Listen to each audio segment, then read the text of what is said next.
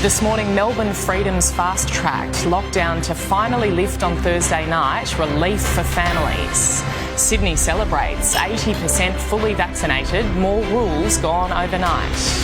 Climate battle, the party room meeting likened to a leadership spill. What did the Nationals decide? And back in the spotlight, Gladys Berejiklian ready to face a corruption hearing. This is 7 News with Jody Spears. Good morning. Melbourne Freedoms are being fast-tracked with lockdown to officially end at 11:59 on Thursday night. Premier Daniel Andrews confirmed the state is expected to hit its 70% double-dose vaccination target this week. Hospitality venues will reopen, as well as hairdressers and outdoor entertainment. The 15-kilometre travel limit will be scrapped and up to 10 people can visit the home. We are predicting that we will be able to get to 80% double dose on or about Melbourne Cup Day, could even be a few days before then. The Premier is confident people will be allowed at least 30 people in their homes for Christmas. Sydney is waking up to even more freedoms after officially hitting the 80% double dose target. Schools begin a staggered return this morning. Kindergarten, Year 1 and Year 12 students allowed back into classrooms. People in New South Wales can now have up to 20 people in their homes. Caps on the number of people allowed at hairdressers and in beauty salons have been scrapped, and capacity limits for indoor venues doubled. Cases will increase, hospitalisations will increase. This is not going to be an easy time, but I'm confident as a state we'll come together and get through it. New South Wales is no longer declared a COVID hotspot after hitting the vaccine target. Queensland's Chief Health Officer wants to see at least 50,000 residents getting vaccinated every day. The government is working with pharmacies and even Bunnings to increase their lagging vaccination rates. 4,000 people got the jab across 33 local Bunnings stores on Saturday. Just over 72% of Queenslanders have had their first dose. 56% are fully vaccinated. The Trans-Tasman travel bubble is set to resume, but only with New South Wales and Victoria. Quarantine-free trips from New Zealand's South Island will begin from midnight Tuesday. The arrival and spread of the Delta variant forced the short-lived bubble arrangement to be paused back in July. The North Island remains isolated. There's no word yet as to when we will be able to visit New Zealand. Clear divisions have emerged within the Federal Nationals after a 4-hour-long meeting to decide on a new climate policy. Let's go live to political reporter Taylor Aiken. Good morning, Taylor. Was there any progress? Nothing concrete yet, Jody, with the Nationals so far refusing to sign up to a net zero emissions target by 2050. The Nationals party room met for a marathon 4 hours yesterday, but it ended in a deadlock, with some MPs warning it will cost jobs in regional Australia. The Nationals have already said no to increasing Australia's 2030 target, but want more time to consider the detail and implications of the 2050 plan. 7 News understands those who are currently against the plan have indicated they can be talked around but will demand concessions in exchange for their support. The plan includes modelling for tens of thousands of jobs without new taxes or costs, with an increased focus on hydrogen energy. Prime Minister Scott Morrison is willing to give the Nationals more time to make a decision, but with the Glasgow Climate Summit now less than 2 weeks away, he will need them to make a decision soon. Jody? OK, Taylor Aiken in Canberra, thank you. The corruption hearing into Gladys Berejiklian will begin today. Over 2 weeks, the former Premier will be under the spotlight. The ICAC will investigate whether she breached public trust in relation to alleged corrupt behaviour by her then ex-boyfriend, then Wagga MP Daryl Maguire. The man whom Ms Berejiklian replaced, Mike Baird, is expected to be among the first witnesses called. A frantic search is underway for a missing 4-year-old girl who vanished from a popular campsite in WA. Cleo Smith was last seen asleep in her family's tent north of Carnarvon on Saturday. Search crews have covered kilometres of terrain she could have wandered into. Her parents have described the circumstances as very, very unusual. The husband of fraudster Melissa Caddick has revealed his theory of what happened when she mysteriously disappeared. The Sydney mother vanished in November 2020 following a raid on their house by authorities searching for $23 million in client money. Husband Anthony Coletti has spoken out in a 7 News Spotlight investigation. People love money more than human life, apparently. Who murders her? My suspect list is long.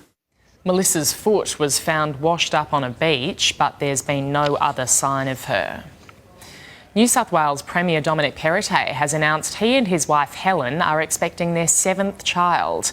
Mr Perrottet shared the exciting family news on social media last night, saying our family photo wall is going to need another frame. We have a little girl due next year. Telethon 2021 has smashed a fundraising record with $62 million raised. Donations poured in to help WA's sick kids. Some big cheques ensured a big milestone was met, more than $400 million raised across 54 years. A quick check of sport now. The T20 World Cup is officially underway, a double header in Oman, starting off the tournament in style. Scotland started well in their opener against Bangladesh, some good fortune coming their way thanks to some slippery hands. Oh, there we go. This has gone to the moon. Who wants it? Oh, what a shame he's crashed. It's a drop chance and it's gone for the maximum. Papua New Guinea made history earlier in the day, playing their first ever World Cup match against Oman, but the tournament hosts spoiled the party, finishing off the game with a 6 to win by 10 wickets. In the Sheffield Shield, Usman Khawaja gave Ashes selectors plenty to think Drives, about. and that'll be the 100, and a lovely shot to bring it up through the covers. He finished with an unbeaten 158 for Queensland against South Australia. Tasmanian youngster Lawrence Neil-Smith picked up his maiden first-class 5-wicket haul, tearing Western Australia apart with figures of 5 for 43. In the WBBL, the Scorchers and Heat played out a thriller as they ended in a tie. In the Super Over, the Scorchers made it look easy, winning with 2 balls to spare. One of the most exciting horses in Australia faces a nervous wait. Incentivise will learn his weight penalty for the Melbourne Cup today. Fresh off his sensational Caulfield Cup victory on Saturday, he'll sit out the Cox Plate this week to prepare for November's grand event. Racing Victoria Chief Greg Carpenter will hand down the handicap later today. I'm sure Greg Carpenter won't crucify him. He'll be keen to see him there. He'll be keen to level the playing field as much as he can. The horse is now a $2.80 favourite for the Melbourne Cup. Checking Monday's weather now. Brisbane, a possible thunderstorm, a top of 26 degrees. Sydney, sunny, a top of 25. Canberra, mostly sunny, heading for 21. Melbourne, a late shower, 19 degrees. Hobart, a late shower, 16. Adelaide, increasing sunshine, a top of 24 degrees. Perth, mostly sunny and 25. And Darwin, mostly cloudy and 35. Coming up on 7 Early News, a check of finance and a rugby league referee assaulted in the middle of the field, the moment police swarmed and chased down the alleged attacker. Plus, thousands of doses of COVID-fighting drugs headed to Australia, helping cut the risk of death by 70%. That's next.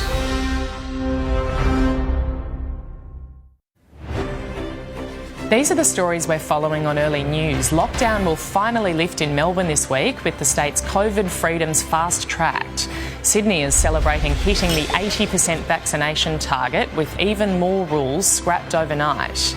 And Queensland's Chief Health Officer has issued one of her toughest warnings yet to the unvaccinated, declaring it may soon be too late for people to protect themselves. A Gold Coast man has been charged after allegedly punching a referee at a rugby league grand final. Police say the footy fan jumped the fence when the seniors game ended, reportedly throwing a punch. The 27-year-old was wearing a Seahawks jersey, one of the teams involved, but the club insists he isn't a member and now never will be. An alarming number of Australians are being targeted by scammers, with nearly 90% receiving at least one nuisance call every week. 10% receive more than 10. It's seen Aussies lose over $66 million to scammers this year alone. That's driven Crime Stoppers New South Wales to launch a new campaign urging people to be more aware of phone scams and how to reduce the risk of falling victim. COVID-fighting medication spruiked by Donald Trump will now be available in Australia. The federal government has secured a number of new drug deals, with cases expected to rise. The team of doctors who saved Donald Trump from COVID-19. The quote he left us with was, "I feel like I could walk out of here today." Heralding a mixture of experimental drugs prescribed to the US president. One of those was Ronapreve, a breakthrough antibody treatment which will now be used on vulnerable patients in Australian hospitals. Australia has secured 15,000 units or doses of Ronapreve. Given by infusion, Ronapreve binds to the virus's spike proteins, preventing it from gaining access to cells and allowing the body to fight it off, reducing the risk of death by 70%. We cannot rely on borders anymore. The virus is here in Australia. We need to learn to live with it. And after securing 300,000 courses of the red pill Molnupiravir, the federal government today announced the purchase of 500,000 courses of Pfizer's new oral pill to arrive next year. 2 new ways to protect people from COVID-19, but they don't replace vaccination. Vaccination is still our frontline protection. And will provide much needed protection as we prepare to reopen to the rest of the world. As of next week, 70% of Australians will have had 2 doses of the COVID vaccine. There still is optimistic caution, because as we do open up, we do expect to see an increase in cases. For those that have so far refused the jab or can't have it for medical reasons, the drugs will be there. Jennifer Beshwati, 7 News. It's the home workout sweeping the world. Now Peloton has arrived in Australia along with high-tech equipment and a community of fitness fanatics, but it's a pricey club to join. The brand that spun the humble exercise bike into a $35 billion business opened its first local showroom in Sydney's Bondi Junction. Everyone that is Australian really understands and recognises how much fitness, health is really part of our DNA. Peloton has amassed 5.9 million users, including US President Joe Biden, Hugh Jackman, and the world's fastest man, Usain Bolt.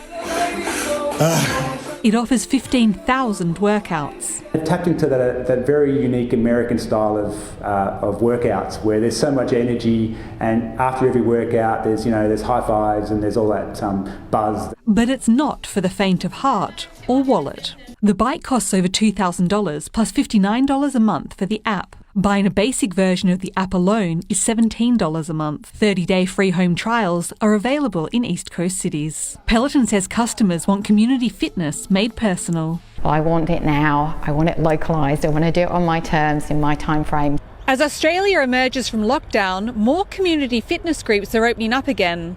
So for those wanting to exercise without the hefty price tag, there are plenty of free options. Local councils, leisure centres and Life Be In It are a good place to start. Adventure games, team building, team challenge, survivor challenge type of activities, all aim to keep people active and having fun. Gemma Acton, 7 News.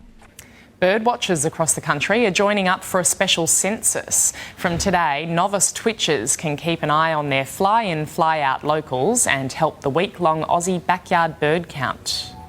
Tell us what they're seeing in their backyard or at their local park or down the school. So you don't need to be a full-on expert.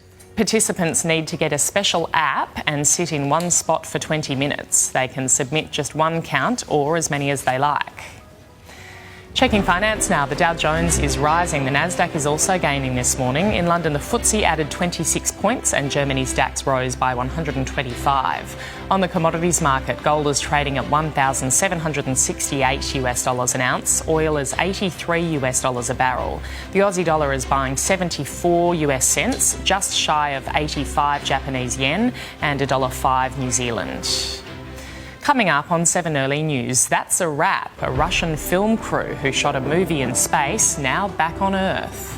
And the countdown is on. Beijing prepares for the Winter Olympics. Live to ancient Olympia as they prepare to light the Olympic flame. That's next.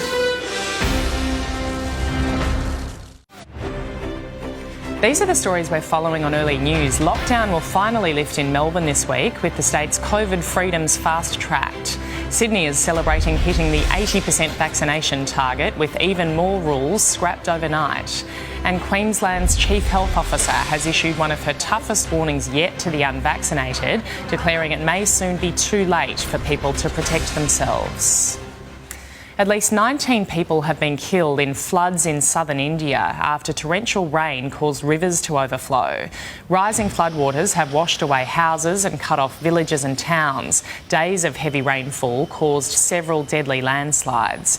Dozens of people have been reported missing, and there are fears that the death toll could rise.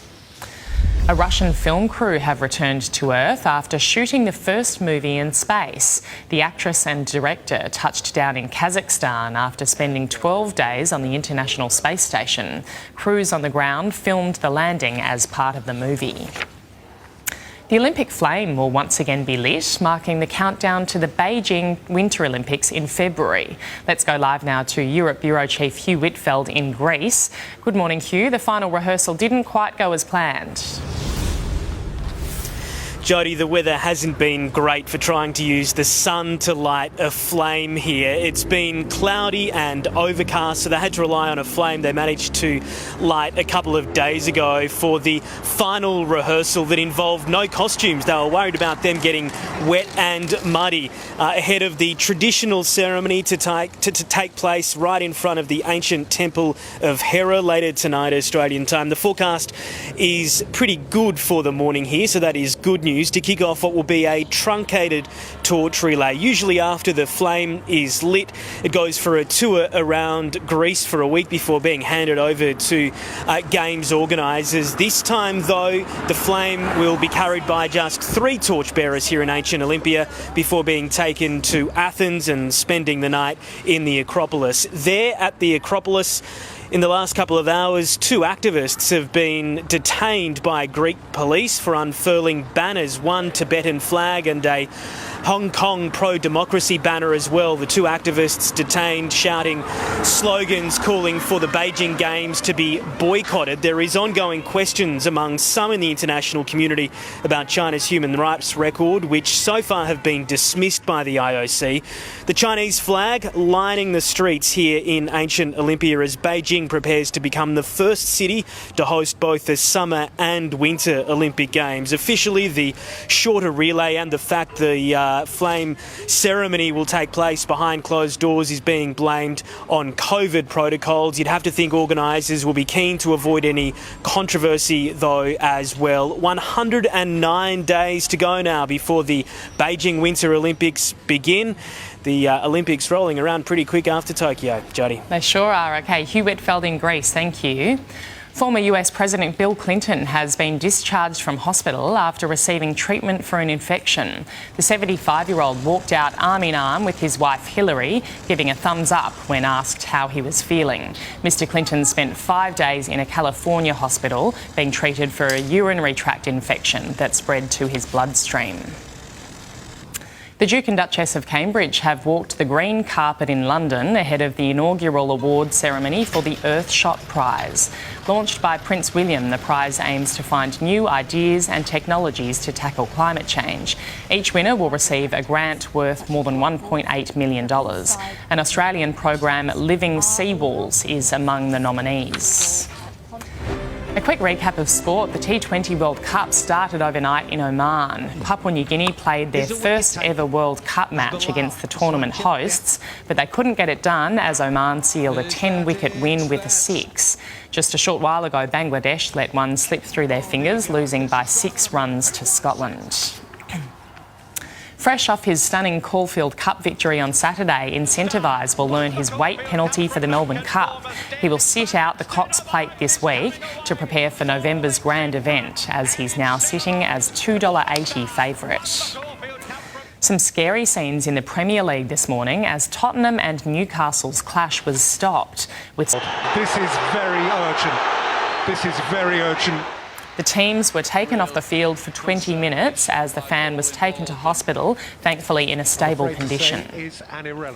The Irish Football Premiership saw one of the most bizarre incidents in sport. Glentoran was leading 2-1 when opponents Coleraine scored in the 80th minute, prompting the goalie to see red towards his own teammate. And he does strike Bobby Burns. Yeah. There's contact with the face of Bobby Burns, and that is why he's been sent off. I have never seen anything like that. He just can't do that. The goalkeeper was given a red card as the two teams ended in a draw. Coming up on 7 Early News, a closer look at how the weather's shaping up in your part of the country. Taking a look at the weather around the country now. Brisbane, a possible thunderstorm today, heading for a top of 26 degrees. Sydney